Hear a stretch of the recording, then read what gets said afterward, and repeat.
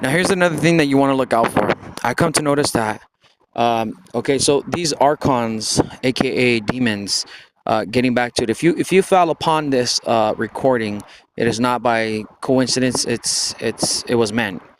Listen to the entire recordings in which I have down, and the information that I'm giving you is very important. It's a GPS map on how to live in this world and how to successfully basically graduate from this world. You don't want a repetitive cycle coming back into this world over and over repeatedly. You need to learn the steps in which I am teaching you. I didn't have it that simple. It was very difficult for me to learn this stuff. Luckily, I was guided by light and it assisted me, and because of it, I'm now blessed, and I want to bless others with this. So, know this. How can you determine whether or not you're being possessed or controlled? For example, a couple seconds ago, I could tell that, or even now, I could tell that someone's disrupting me or trying to control me and try to tag along for the ride. Third, or second, I noticed that, there's females around an area. My head slowly turns an area. However, I'm not interested. I don't want to look at them. I don't care for it. But somehow, some way, it's just an autopilot situation where I look and it's somebody pushing you. That's how you know right off the back that that's an archon pushing you to do that. Temptations of the world. The Bible basically speaks a lot of truth, but unfortunately the archons twist it into a lot of lies. You have to understand that there are prayer protections as to how to protect yourself and rid yourself of these archonic controls. For one, you have to be careful with what you eat.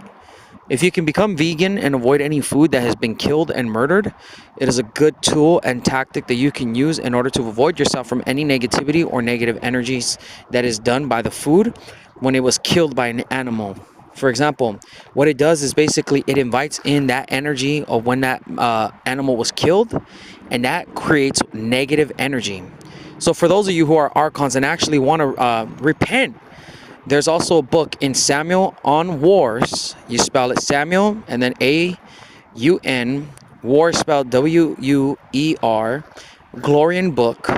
You can basically look this book up, and for those archons who actually are willing to change their ways and change the way they are, read the book.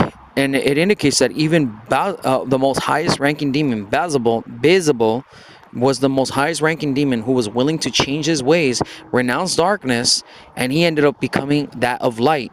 Rather than you being stuck in the same position that you are in right now, hateful and mad, and if you're tired of it and you want to do it for your children, it is best that you do this so that way you can even teach your children of the light rather than the darkness. If you push yourself, you can do this. You just need to really try. As you're listening to this recording, you try to use it against me, you're only building your karmic debt even higher.